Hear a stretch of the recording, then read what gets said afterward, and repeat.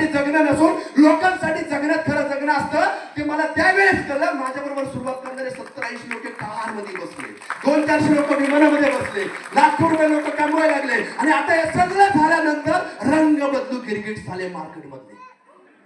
ह्याचं नशीबच लय भारी. मी म्हणलं 28 वर्ष कुठे आग लागली होती नशिबाला. त्या जमिनीत पाणीच नाहीये, तिथे विहीर खोदून पाणी कसं लागणार. सुरुवात केली, वडील म्हणायचे एकच पोरगा आहे बारका, माझं नावच घ्यायचं नाही. सासू सासरे म्हणायचं सांगत होतो लव्ह मॅरेज करू नको माझ्या बायकोला. मित्र म्हणायचे तो आमचा मित्र नाही. आणि जसं हे सगळं झाल्यानंतर वडील म्हणायचे असा पोरगा जन्माला यायला भाग केला. सासू सासरे म्हणायचे आमच्या पूजाचं नशीबच लय भारी. मित्र म्हणायचे ह्याच्या बरोबर आम्ही बेंचवर बसलो होतो. दुनिया की रीत आहे साला, लक्षात ठेवा. दिसायला लागलं ना की सगळे बदलतात.